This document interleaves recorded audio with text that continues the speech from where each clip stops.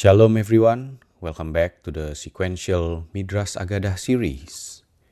In this chapter of Midrash Rabbah, the Torah slows down at one of the most mysterious moments in Bereishis. Adam has been created. The animals have been named.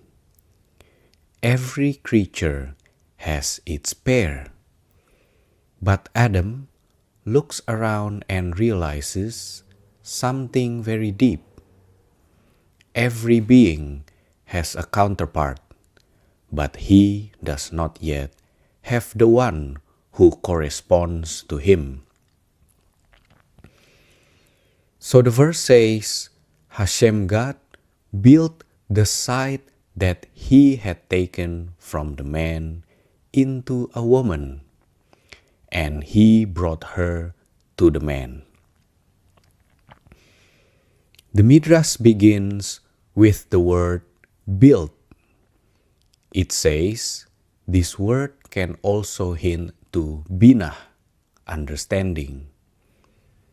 In other words, the creation of woman is not described only as a physical formation.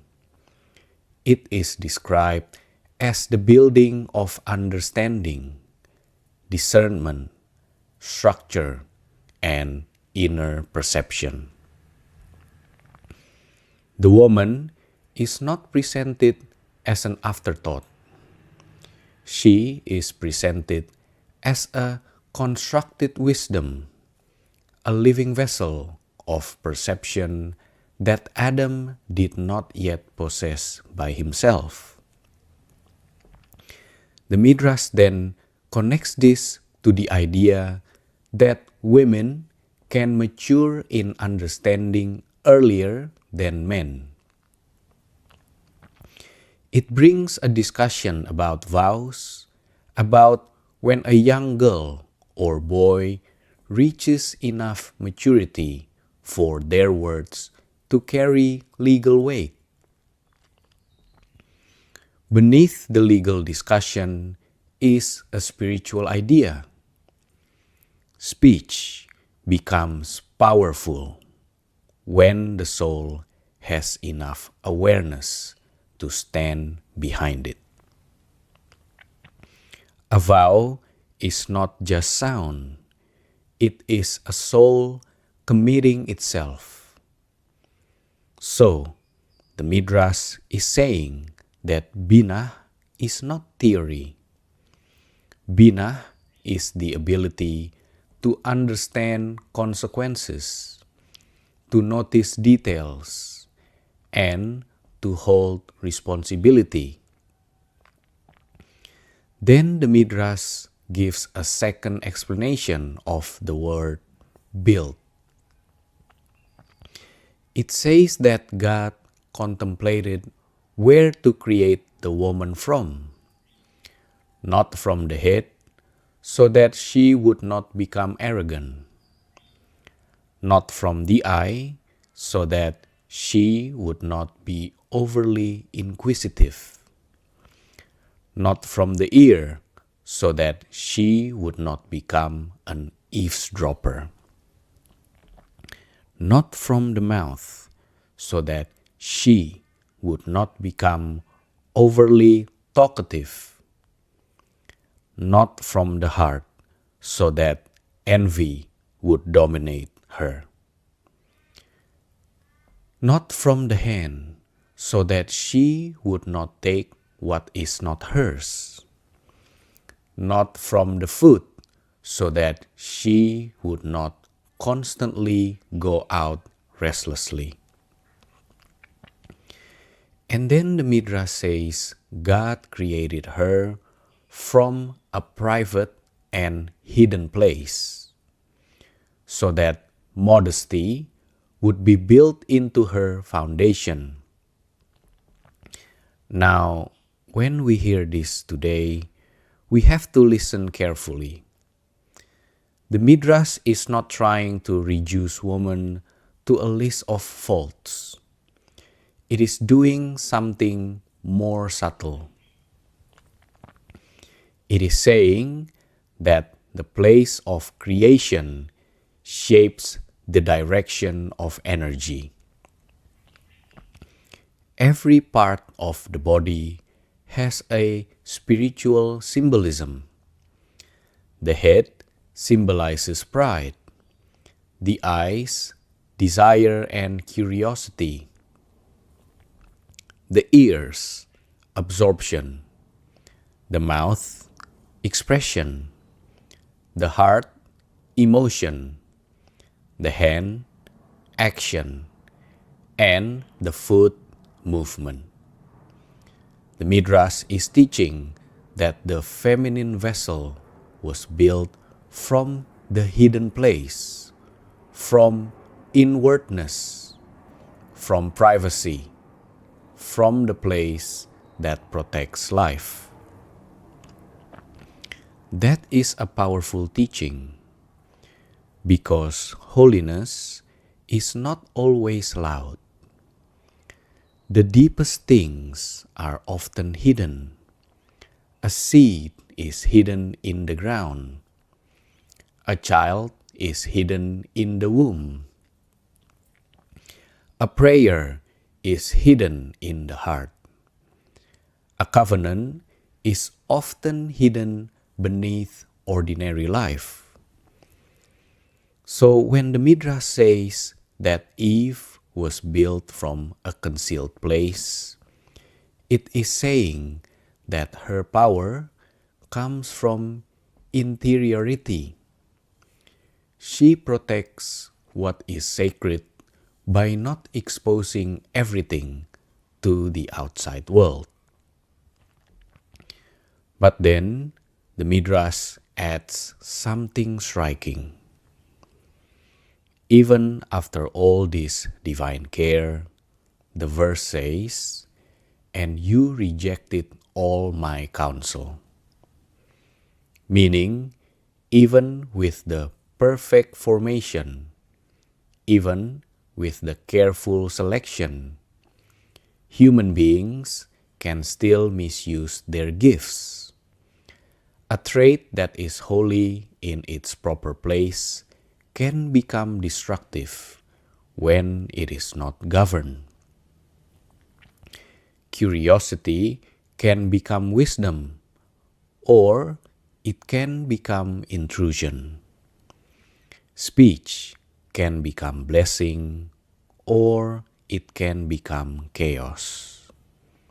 Movement can become service, or it can become restlessness.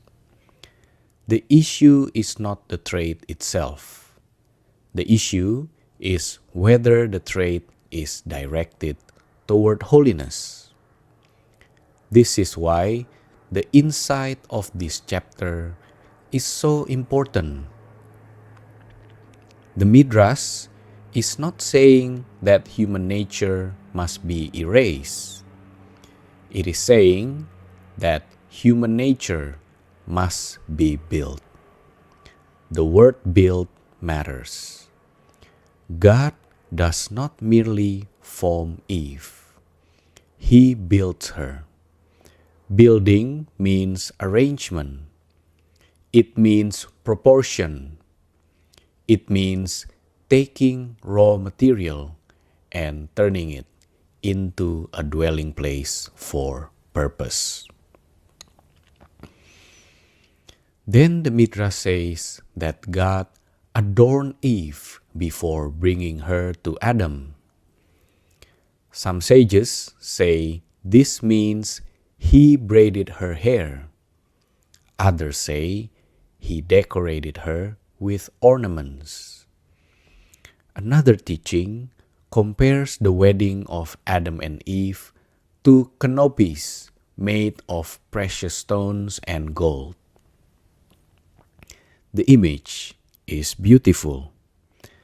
The first meeting between man and woman is described like a royal wedding. This matters because the Torah could have simply said, God made the woman and Adam saw her. But the Midrash sees more. It sees preparation. It sees honor. It sees God Himself acting like the one who presents the bride. The meeting is not casual. It is sacred. Adam is not handed an object. He is brought a queenly presence, a completed soul, adorned with dignity. And this teaches something practical. In the Midrashic view, relationship begins with honor. Before desire, before familiarity, before function, there is honor. God brings Eve to Adam in a way that tells Adam, look properly, receive properly. This is not merely someone who feels your loneliness. This is a being who has been built by God, adorned by God, and brought by God. Then Adam says, this time, bone of my bones and flesh of my flesh. The Midrash notices the phrase this time. Why this time? Because before this, Adam had seen the animals. He had understood that every creature had a companion, but none corresponded to him. Now, when he sees Eve, he says, this time, this one is different. This one is from me and yet facing me. This one is near enough to be bone of my bones and distinct enough to be called woman. That phrase holds the mystery of human partnership. The other is not totally foreign, but the other is not merely a copy of me either. Eve comes from Adam, but she stands before Adam. She is both connected and separate. That is why the relationship can become a place of growth. If she were only the same, there would be no expansion. If she were completely unrelated, there would be no union. The power is in the paradox. Same root, different expression. The Midrash then draws attention to the Hebrew words ish and ishah, man and woman. It says this hints that the Holy Tongue carries deep wisdom. In Hebrew, names are not random labels. A name reveals essence. Adam had already shown this wisdom when he named the animals. Now he recognizes woman not only by appearance, but by essence. She is ishah, related to ish, yet carrying her own form. From there, the Torah says, therefore a man shall leave his father and his mother, and cling to his wife, and they shall become one flesh. The Midrash moves into a serious legal discussion about family boundaries, marriage, divorce, and the laws that apply to the nations of the world. Some of these discussions are technical, but the inner point is clear. The bond between man and woman is not meant to be casual. It has boundaries. It has structure. It has consequences. Clinging is not just emotion. It creates a new reality. The Midrash explores the words father and mother, wife, and one flesh to explain which relationships are forbidden and what kind of union is recognized. It also discusses the difference between Israelite law and Noahide law. But underneath all the details is a simple spiritual principle. Intimacy is powerful because it joins worlds.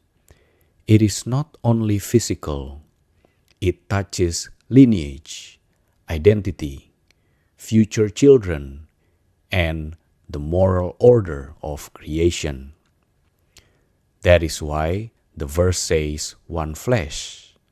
The Midrash reads this as the potential for a child, where two become one through the life that can come from them. Even when speaking legally, the Midrash is pointing to the sacredness of embodiment. The body is not meaningless. The body is where covenant, responsibility, and creation meet. Then the chapter turns to the verse, they were both naked, the man and his wife, and they were not ashamed.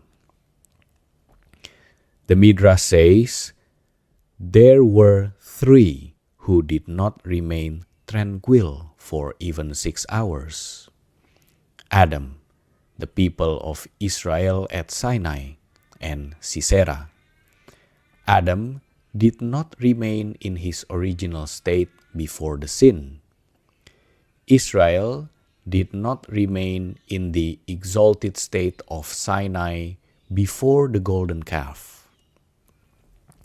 Sisera did not remain secure before his downfall. This is a deep pattern.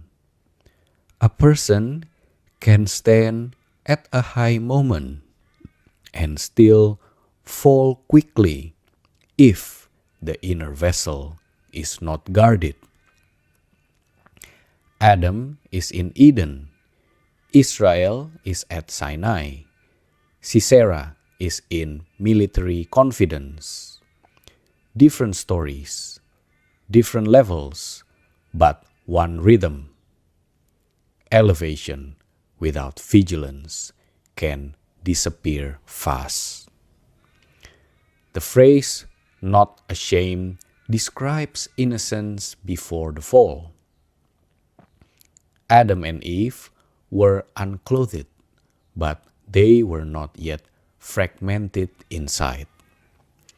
Shame enters when consciousness becomes divided. When the eye begins to see the body as an object, when innocence becomes self-awareness without holiness. Before the sin, there is no distance between body and soul. After the sin, the body needs covering because the gaze has changed. The Midrash then asks why the next verse speaks about the serpent when the Torah could have gone straight to God making garments of skin for Adam and Eve. One answer is that the serpent saw them and desired them. Another answer is that the Torah did not want to end this section with the curse and darkness of the serpent. It wanted to close with God clothing the human beings. That ending is very important. Even after failure, God makes garments. Even after innocence is lost, God provides covering. Even after the serpent enters the story, the final word is not exposure, but mercy. Clothing becomes more than fabric. Clothing becomes compassion. God covers the shame of the human being. So, chapter 18 is really about construction, relationship, and covering. God builds the woman with Binah. God brings her with honor. Adam recognizes her with wonder. The Torah establishes the seriousness of union. And when human beings fall from innocence, God still covers them. There is a message here for daily life. Do not treat people casually. Every soul has been built. Every person carries a hidden architecture. Some people are given strength through speech, some through perception, some through action, some through quietness, some through protection. The question is not whether the trait exists. The question is whether the trait has been built into holiness. There is also a message about masculine and feminine energy. The masculine without the feminine can name the animals, organize the world, and recognize categories, but it is still alone. The feminine brings enclosure, discernment, protection, and completion. She is not merely added to man. She reveals what man was missing. And there is a message about shame. When people fall, the divine response is not only judgment, it is also covering. God does not leave Adam and Eve exposed. He clothes them. That means restoration begins when shame is covered with dignity, and when the soul is given a way to stand again. So, when we read this chapter, we are not just reading an ancient discussion about creation of Eve. We are reading about how God builds the hidden chambers of human life.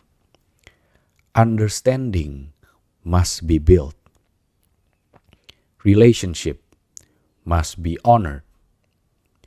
Desire must be guarded. Speech must be directed. The body must be treated as sacred. And even after failure, mercy can still clothe the soul. That is the beauty of this Midrash. It begins with the building of woman, but it ends by showing us the building of humanity itself. Adam is not complete alone. Eve is not created without purpose. Their union is not accidental. Their innocence is not meaningless. Their fall is not the end. And God, even after everything, remains the one who builds, adorns, brings near, and covers. And maybe this is why the chapter keeps moving between body, speech, law, beauty, and shame. The Midrash refuses to separate them. A human being is one whole mystery. What we say, what we desire, how we bond, how we cover ourselves, how we honor another person, and how we return after failure, all belong to the same sacred architecture. Eden is not only a place in the beginning of time. Eden is the pattern of what the human being was meant to become, right here in our ordinary daily lives. Shalom.